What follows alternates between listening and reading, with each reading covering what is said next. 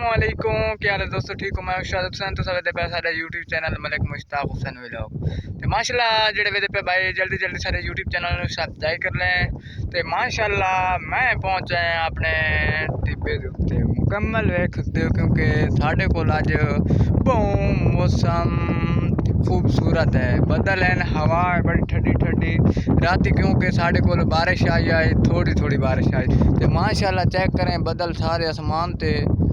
छाए हुए मुकम्मल ते बड़ा मौसम सवेर सवेर का मौसम है। मैं आके वीडियो बना लेना ते माशाल्लाह चेक करें साढ़े थल का माहौल खूबसूरत माशाल्लाह ते भाई जेड़े वे पे सारे यूट्यूब चैनल सब्सक्राइब कर लें ते माशाल्लाह क्योंकि थल दे विच सवेर दा मौसम बड़ा ठंडा खूबसूरत होंदा है।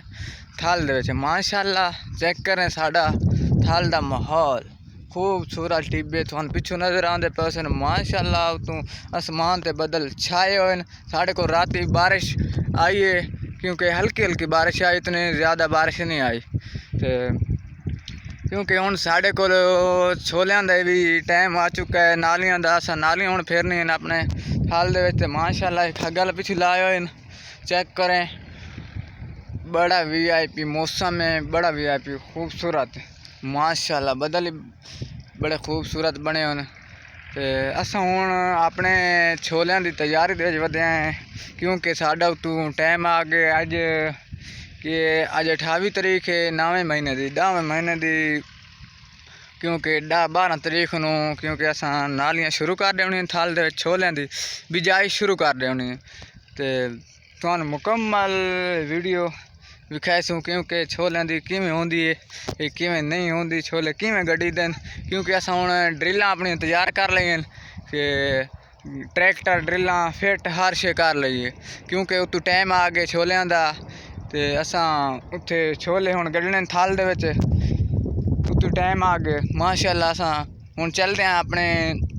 तुहानू किश हुण विखाने माशाल्लाह चलदे हैं हुण तुहानू विखाने आए माशाल्लाह। मैं हुण वधाऊं तो टिब्बे ते तले वहने तले बोर है साडा अपना खगल लगे हुए पिछू मुकम्मल तो वेदे पे सो ते तले वहने बोर ते उत्थे मुकम्मल वेदे हैं क्योंकि साड़ियां अगे फसलां सुक सड़ गई अल्लाह पाक हुण बारिश देसी क्योंकि वो सावियां हो आसन ते माशाल्लाह अस वहने वेदे हैं क्योंकि राती हल्की हल्की थोड़ी थोड़ी बारिश आई है उस नाल तो नहीं हो सकती ना, अल्लाह पाक मजीद ज़्यादा बारिश देसी क्योंकि साड़ी फसलें सावी हो वैसन तो माशाल्लाह हुण चलते हैं हेठां फसल दे विच वेहने हैं गुआरा गड्ढे होए से बाजरा गड्ढे होए से वो वेदे हैं तो सोनी नाल भी कहने हैं क्योंकि मौसम कैसा है अज दा चलो चलते हैं माशाल्लाह उतू टिब्बा है टिब्बे तो मैं चढ़े हुआ मैं हुण तले आंदा पियां ते वहने अपने ते माशाल्लाह कोई बकरियां रहे पता ही बहुत वो को वहने पुछते हैं मालूमात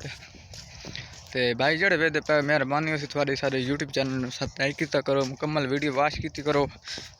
ते बड़ी अच्छी वीडियो होंदी है, व्लॉग होंदा है माशाल्लाह। मैं हुण तले आ गया ते अपने बहुत ते माशाल्लाह जज़ाकल्लाह खैर सारे यूट्यूब चैनल सब्सक्राइब किया करो। मैं मलिक शाहिद हुसैन सवेदे पे सारे YouTube channel Malik Mushtaq Hussain vlog ते माशाल्लाह अगली वीडियो जरूर मिलसा है। ओके अल्लाह हाफिज़।